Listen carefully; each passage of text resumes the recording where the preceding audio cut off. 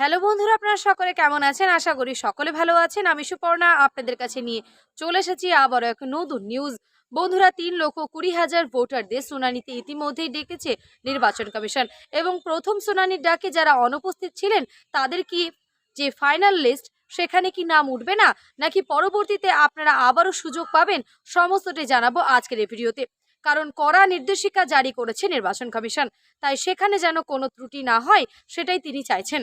আর ইতিমধ্যে অনেক মানুষ রয়েছে যারা কিন্তু প্রথম শুনানিতে ডাক পাওয়ার পরেও তারা যাননি বা সেই কেন্দ্রে তারা অনুপস্থিত ছিলেন। সেই ক্ষেত্রে কিন্তু তাদের আইনি ব্যবস্থা নেওয়া হবে এবং তার সাথে আপনাদের কি ফাইনাল লিস্টে নাম উঠবে না, ভোটার থেকে কি আপনাদের নাম বাদ যাবে, সমস্তটাই জানিয়ে দেবো আজকের এই ভিডিওতে। তার জন্য ভিডিওকে স্কিপ করবেন না, প্রথম থেকে শেষ পর্যন্ত দেখতে থাকুন। ভিডিও ভালো লাগলে অবশ্যই লাইক করবেন, সাবস্ক্রাইব করে চ্যানেলটির পাশে থাকবেন। নিত্য রকম আপডেট ভিডিও পাওয়ার জন্য পাশে থাকা বেল আইকনটি অন করে রাখবেন। তো চলুন আগে আপনাদেরকে জানিয়ে দিই যে নির্বাচন কমিশনের পক্ষ থেকে কড়া নির্দেশিকা কি জারি করেছে। লক্ষাধিক নো ম্যাপিং ভোটার শুনানিতে গড় হাজির, সময়সীমা পেরিয়ে গেলে কাটা যাবে নাম, সতর্ক করল কমিশন।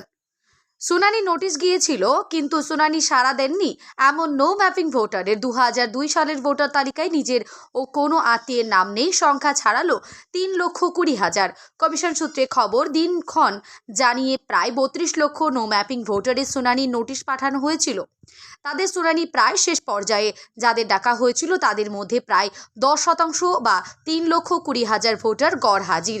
খসড়া তালিকায় প্রকাশের পর যে পরিসংখ্যান উঠে আসে তাতে দেখা যায় রাজ্যে নো ম্যাপ ভোটারের সংখ্যা 31,68,426 জন।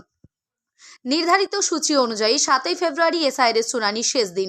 চূড়ান্ত তালিকা প্রকাশ 14 ফেব্রুয়ারি, তবে সময়সীমা বাড়তেও পারে। কমিশন জানিয়েছে যে প্রথম শুনানির ডাকে অনুপস্থিত ভোটাররা শুনানি চলাকালে অংশ নিতে চাইলে সুযোগ পাবেন, কিন্তু তারা শেষ দিন পর্যন্ত অনুপস্থিত হলে তাদের নাম তালিকা থেকে নাম বাদই যাবে।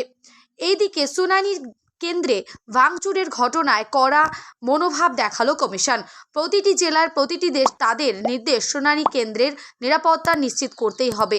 প্রসঙ্গক্রমে সুপ্রিম কোর্টের নির্দেশের কথাও মনে করিয়ে দেওয়া হয়েছে। পাশাপাশি লজিক্যাল ডিসক্রিপেন্সিতে বা সন্দেহজনক ভোটারের তালিকা প্রকাশের কাজ যাতে আজ শনিবারের মধ্যেই শেষ করা হয় নির্দেশে, তাও জানানো হয়েছে জেলাগুলিতে।